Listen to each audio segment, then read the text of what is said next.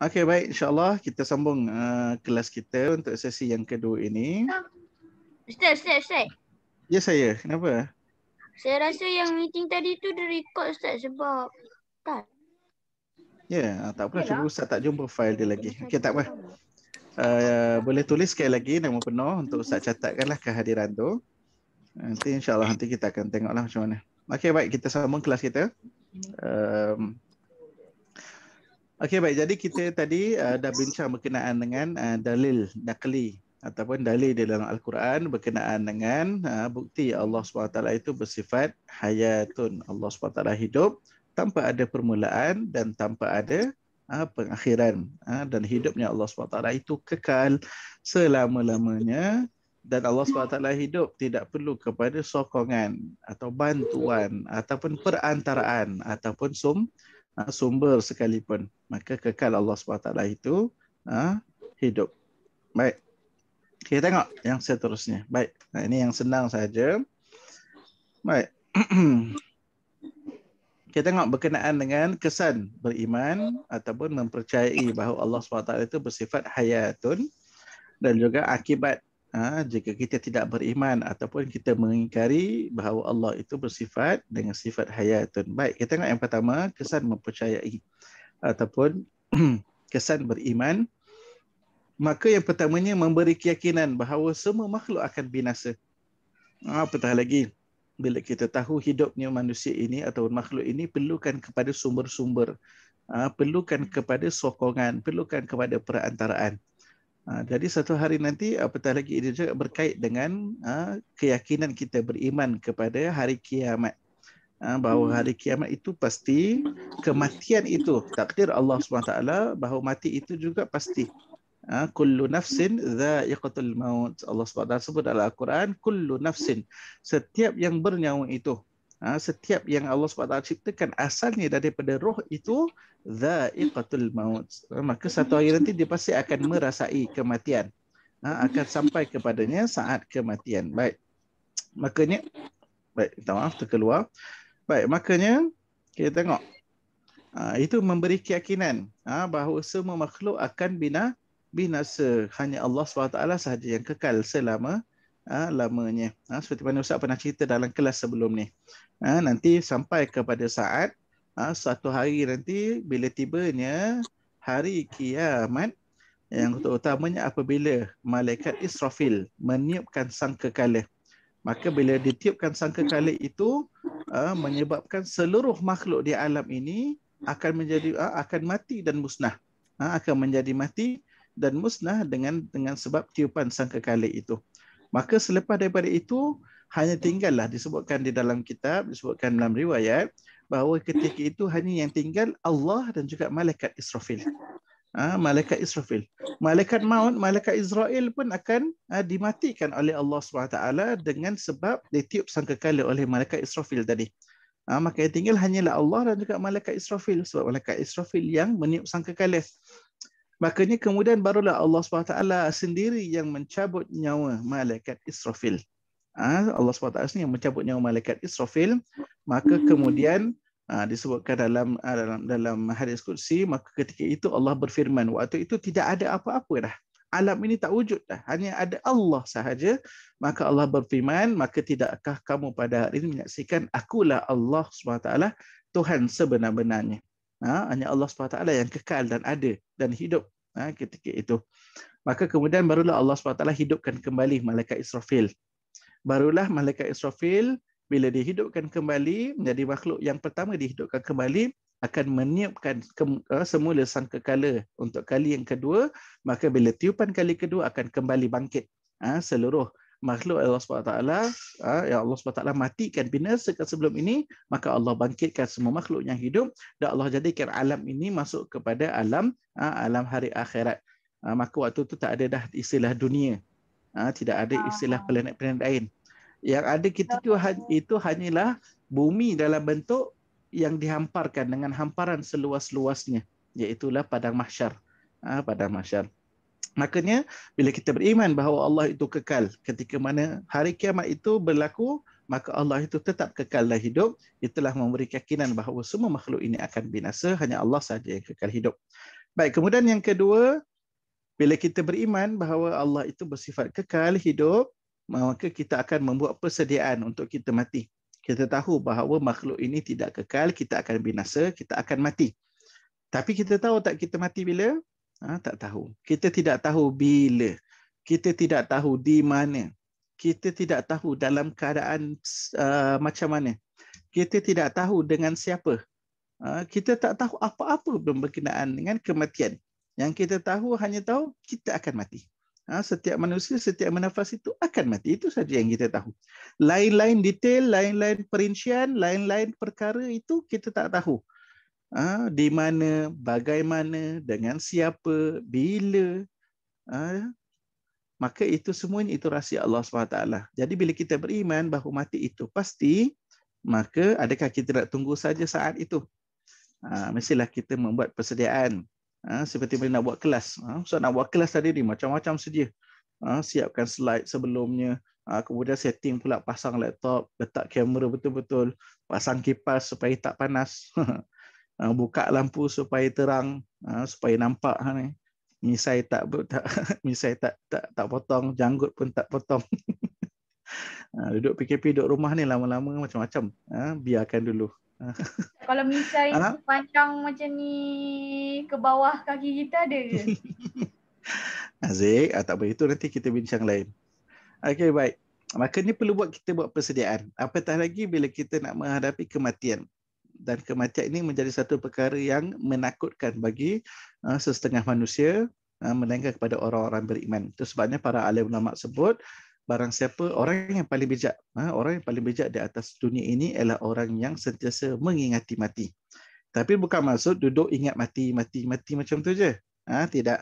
Bahkan mengingati mati dalam arti kata, mengingati dalam arti kata sentiasa dia ini tahu dan sedar bahawa dia akan mati dan dia mempersiapkan dirinya.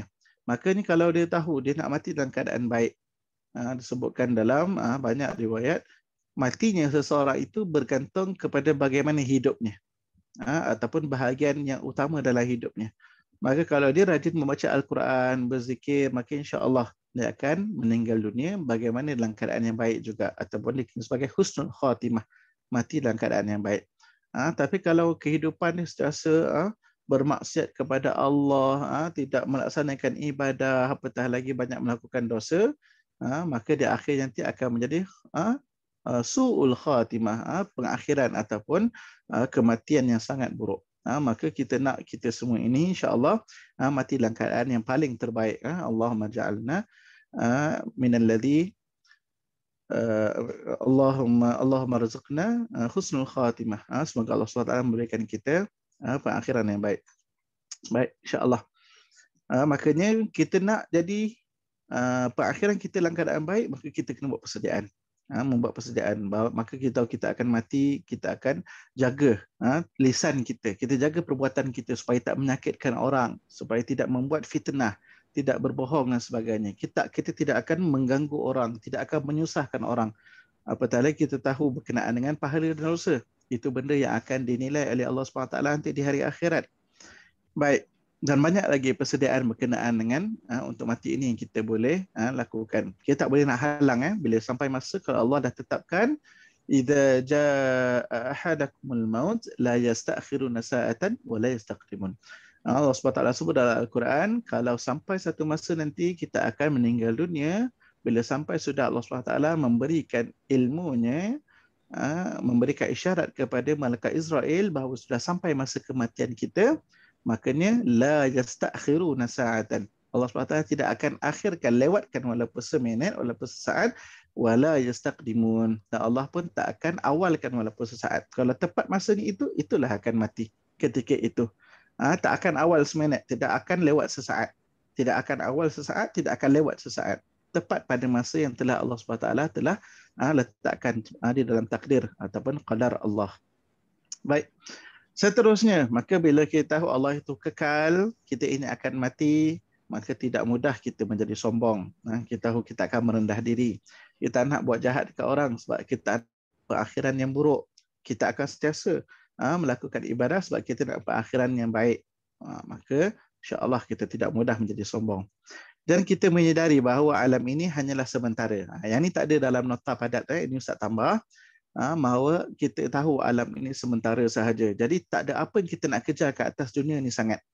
Bukan bermaksud kita tak perlu ataupun tak boleh. Boleh. Nak jadi kaya, silakan. Jadilah kaya. Tapi jangan lupa, kaya kita itu di dunia saja. Di akhirat belum tentu. Tapi kalau kita kaya dan kita manfaatkan kekayaan itu, insya-Allah kaya kita di hari akhirat. Kita nak tengok banyak-banyak cerita, nak habiskan masa kita dengan movie, dengan drama K-pop dan sebagainya. Apatah lagi PKP ni kan, mesti tengok sikit-sikit tengok TV, sikit-sikit tengok TV ataupun buka laptop, tengok YouTube. Tengok Astro pula macam-macam cerita. Channel semua dia buka, channel kartun semua boleh tengok. Kalau siapa yang ada lah. Makanya kita tak henti-henti hanya itu saja. Tapi kita lupa menyadari bahawa dunia ini sementara sahaja. Padahal benda semua itu akan hilang. Tidak menjadi apa-apa makna kepada kita di hari akhirat.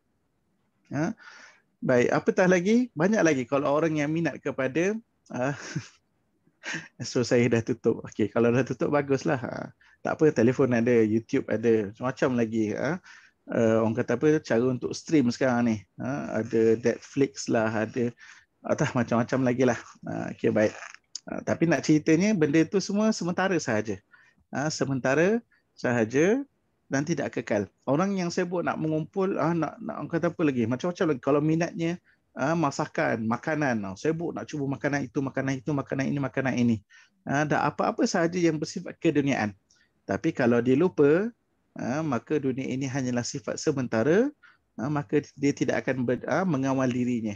Dia akan terlupa bahawa segala benda ni kalau tidak dimanfaatkan dengan sebaiknya. Kata kuncinya di situ. Kalau tidak manfaatkan dengan sebaiknya, tidak akan memberi kesan kepada dia di hari akhirat nanti. Okay, baik. Kecuali kalau bahagian dosa. Dosa itu maka akan dikira di hari akhirat. Kalau dia berbuat baik, dimanfaatkan, maka menjadi pahala baginya di hari akhirat. Baik, seterusnya kita tengok akibat mengingkari ataupun kesan tidak beriman. Baik, insya-Allah dah 10.30, insya-Allah Ustaz lajukan sikit. Baik, iman tidak mantap, apatah lagi kalau tak yakin dengan Allah SWT itu hidup, tidak ada permulaan dan tidak ada perakhiran. Maksud ada satu masalah, something wrong with our iman. Ada yang tak kena dengan keyakinan kita, kepercayaan kita kepada Allah. Ataupun kita akan kurang melakukan amalan kebaikan sebab kita tidak yakin bahawa kita akan mati, ataupun kita berlengah-lengah. Kita tak menganggap kematian itu nanti bila sakit baru mati, bila dah tua baru mati. Sedangkan kematian itu bila-bila masa saja. Tidak menjadi syarat mati itu kita kena tua, kena sakit. Orang yang tak sakit pun boleh meninggal dunia tiba-tiba sahaja. Orang yang muda, apatah lagi baby, sebelum lahir pun boleh meninggal dunia. Maka tua ataupun muda itu bukan menjadi syarat kepada kematian. Maka kalau orang yang tidak beriman bahawa kematian itu pasti, maka dia tidak akan bersegera, apatah lagi sangat-sangat kurang dalam melakukan amalan kebaikan. Seterusnya dalam slide tengok, mudah lupa diri dan sombong, apatah lagi, dan kemudian dia mudah melakukan kemungkaran. Okay, baik. Itu kebiasaan, ataupun ini poin-poin yang sangat mudahlah untuk awak ingat dan mudah untuk awak hafal untuk bila bercakap berkenaan dengan urusan untuk UPKK lah, untuk peperiksaan.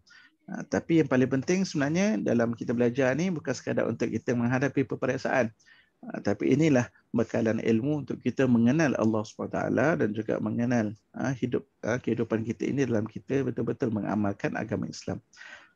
Okay, baik, kita tengok perbezaan. Ini slide yang terakhirnya, insya-Allah laju saja. Ini semua banyak Ustaz dah sebut tadi ni, cuma ulang kaji saja. Perbezaan di antara hayat Allah ataupun hayyun, hidupnya Allah SWT itu dengan hidupnya manusia. Ada perbezaan. Okay, baik, kita tengok satu persatu. Yang pertama, maka hidup Allah SWT tidak ada permulaan dan tidak ada pengakhiran. Tidak ada permulaan dan pengakhiran, tapi lawan kepada itu, maka adanya hidup manusia ini, adanya kelahiran dan adanya kematian. Okay, baik, Ustaz nak dengar suara yang ni kita baca ramai-ramai sekaligus boleh tak? Okey. Kita baca ramai-ramai, buka audio. Okey, baik. Tapi ikut Ustaz apa yang Ustaz tunjukkan. Okey, baik.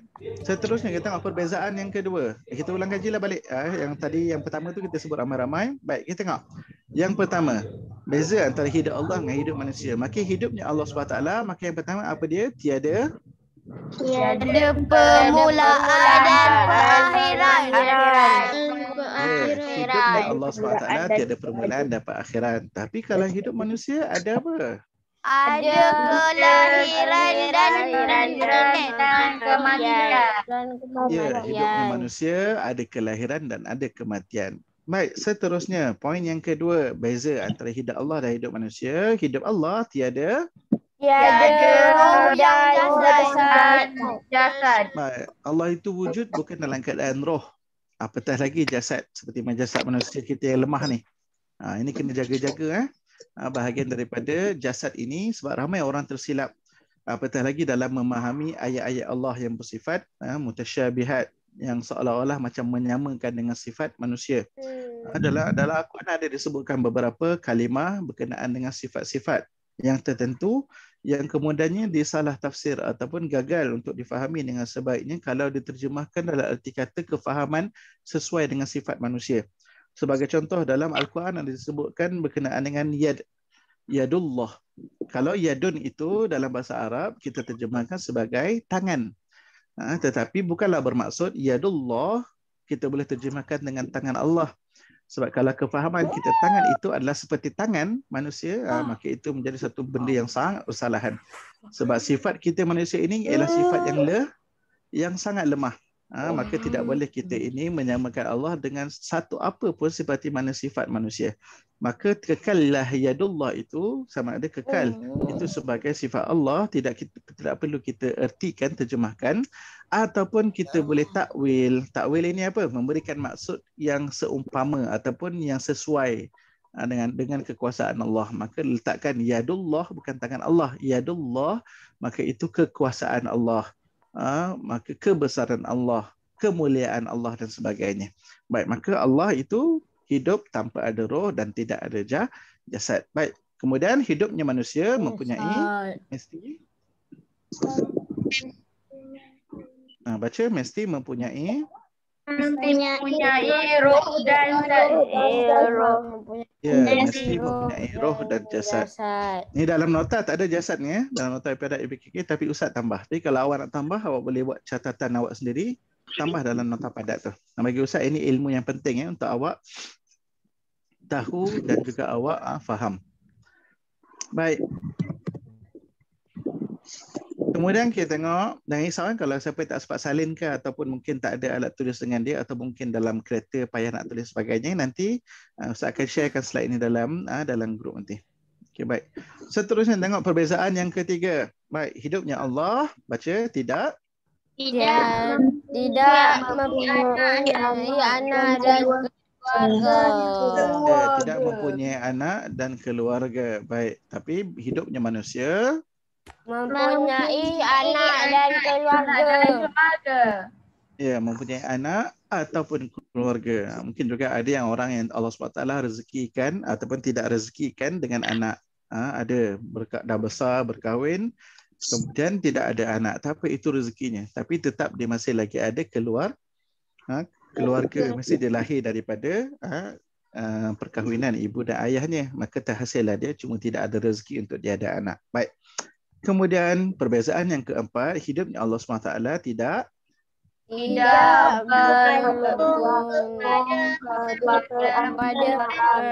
perantaraan seperti udara, makanan dan cahaya. Ya, Allah SWT tidak bergantung kepada sebaik benda ini. Namanya tak kisahlah perantaraan.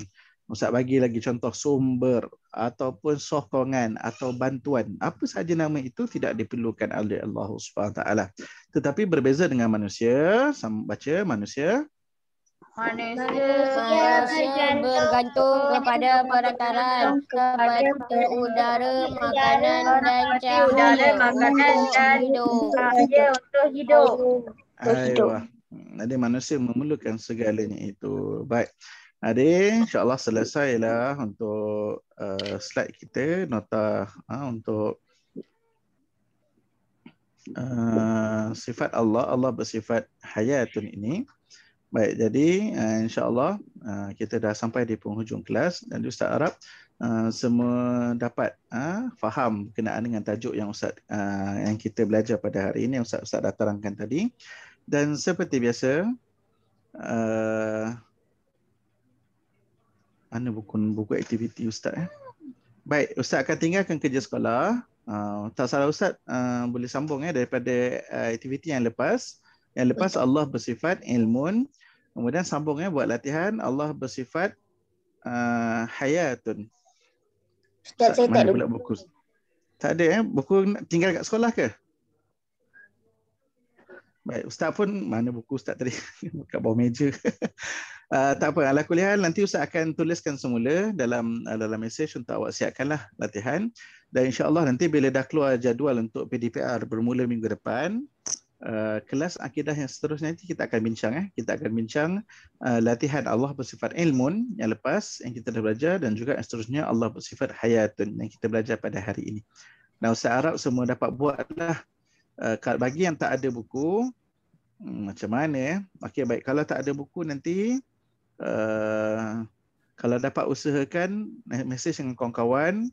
Kalau kawan-kawan boleh hantar ambil gambar muka surat tu, kemudian awak cuba buatlah secara online, sama ada awak print ke. Kalau siapa ada printer kat rumah boleh print apa yang kawan hantar tadi WhatsApp tu.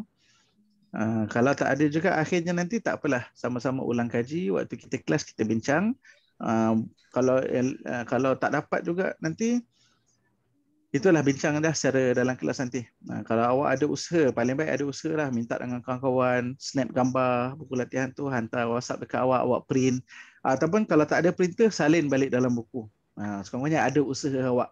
Kalau tak dapat nak salin, paling baik salinlah sekali dengan soalan je. Tak dapat salin semua soalan pun, bahagian penting soalan tu kemudian jawapan dia apa. Itulah sekurang-kurangnya. Biar ada usaha kita dalam nak kata apa, kita dah dengar, kita dah belajar, dah kita faham, kita nak terjemahkan kembali kefahaman kita. Salah satu caranya ialah dengan buat latihan. Okey, baik. Ataupun siapa ada masalah nanti, yang lain-lain nanti boleh mesej Ustaz supaya Ustaz tahu ada masalah. Kalau tak faham sekalipun nanti boleh mesej Ustaz. Yang Ustaz ingat sebelum ni ada mesej Ustaz yang Ustaz tak sempat reply. Husna ada mesej Ustaz. Husna ada tak Husna? Husna dah keluar dah. Husna dah keluar. Okey, baik, tak apa. Nanti insya-Allah Ustaz akan tulis dalam grup kenaan latihan itu dan sila buatlah sila buat. Insya-Allah kelas dah nak habis je lagi ni. Kelas buat latihan tadi, insya-Allah dalam kelas akidah yang seterusnya kita akan bincang latihan yang dah dibuat itu sebagai proses untuk kita ulang kaji juga. Baik, wallahu taala alam. Aqulu qawli hadza wa astaghfirullahal azim wa lakum. A'udzubillahi minasyaitonir rajim.